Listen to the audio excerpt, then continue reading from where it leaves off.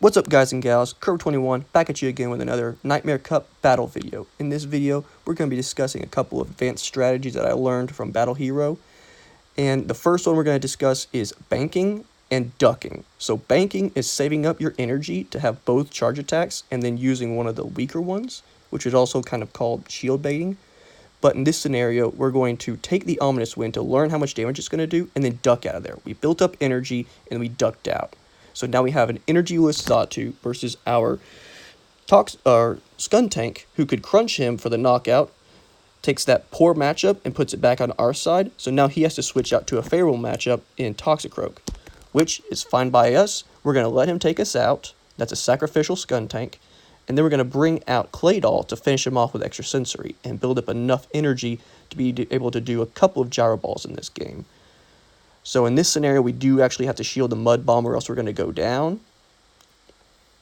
And now at this point, I should have been tapping on the gyro ball because our opponent is able to come in with Xatu and hit the Ominous Wind before us. We have to shield twice on an almost knocked out Claydol, and that's something you don't want to be doing, even though it can take out two of your opponent's Pokemon. So Claydol did its job there. He then brings out his Drapion against our Poliwrath, and surprisingly, we don't have Mudshot. We have a Bubble Poliwrath, which will be able to build up some energy and do a little bit of damage, but it's much more better to have a Mudshot if you are able to have one. Another thing that we don't have yet is Power Up Punch on our Poliwrath. If we had Power Up Punch, we would have been able to knock him out a lot faster, and he's just going to kind of swap out between his charge attacks. We're both kind of learning the matchups as we go. He's done an Aqua Tail and a Crunch, and now he's going to get off another Aqua Tail, I believe. Yeah, he didn't have enough time for a Crunch. Just to see how much damage they do, and because they were both resisted by our Poliwrath, just to see which one's more efficient for him. And with two Ice Punches, we're able to take that matchup. Well played to our opponent there. A very good game. I wish I had a Mudshot Poliwrath. I think that'd be a lot stronger for this cup, but instead we're just running Water and Ice, the Bubble and Ice Punch combo, and eventually we're going to buy the secondary move for Power Up Punch. And here we're just going to swap out the Pokemon. We're going to bring out Hitmonchan first, and I really like the lead for Hitmonchan. He hits a lot of things for super effective, and if they don't know what your elemental punch is, then you could very well have the upper hand against them. So, here we're going into Game 2. We still have Claydol and Skuntank. Hopefully he does not bring a team that can beat us. The Drapion is looking pretty devastating, and so is the Bronzong. So here we're going to do another ducking strategy, build up energy, swap to Claydol. We can take that Thunder Punch like nobody else, and he brings out Bronzong. So, this is a problem. Like I said, I know Bronzong is going to be a devastating Pokemon to my team. I tried to take a cheeky win there with an Earthquake, but he saw right through it, he shielded. So he's going to do a heavy slam, trying to do a lot more damage to us. His Confusion is going to hit our Claydol much stronger than any of our extra sensories. Also, we're only single resisting with Psychic type. He double resists with Psychic and Steel for all of our Psychic moves. So even if we had Confusion on our Claydol, this would still be a losing matchup. Unless we had one shield each, 0 shields each, then our Earthquake could actually take out the Bronzong. And here, I made a really bad switch. It was just more of a sacrificial Hitmonchan there to get a little bit of damage in. But at this point, I can't remember what I brought back in. Skuntank. Okay, so we're going to try to do a Crunch strategy there with no shields. Probably should have brought out the Skuntank before the Hitmonchan to save Hitmonchan for the Drapion. So yeah, this is a really bad team for us. The Drapion and Bronzong combo is going to be devastating to the team that I've selected. So I'm trying to work out something that can take down both of them. So far it's been Claydol because they're both weak to ground, but maybe it's something else that I'm not even looking at yet. But here, we're going to try to take him out with extra sensory to build up the energy for the last Pokemon, and it's not going to be enough. The Aqua Tail will take us out. Good game.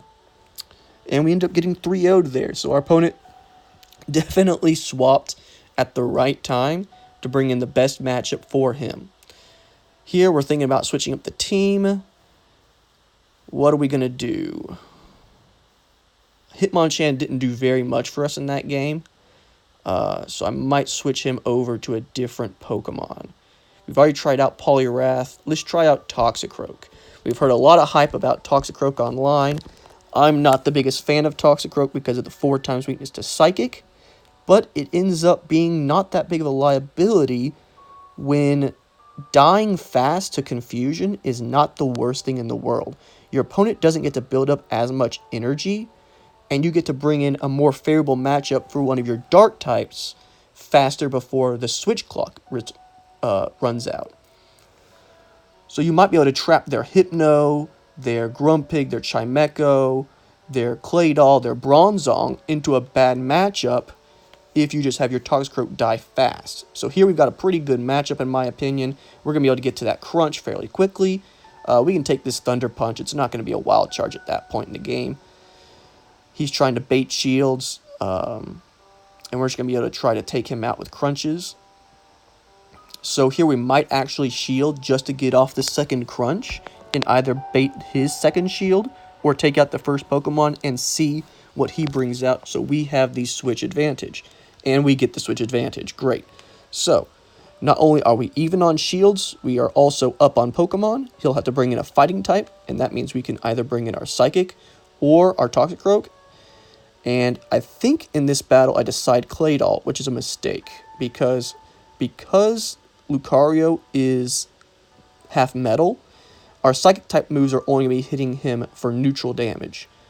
Toxicroak, on the other hand, with fighting, can do super effective against his metal, and fighting for some reason doesn't resist its own typing.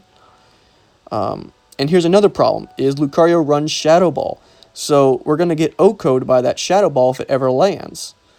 And our opponent, well played, he got to the Power-Up Punch secondly, and took us out. We get to bring in our Toxicroak, takes out his Lucario, and we got one of our best matchups at the end. So, even if you make a mistake, never punished. You could get a great matchup in the third Pokemon line and still win after making one or two mistakes in the game. So, good game to Ascend Lord there.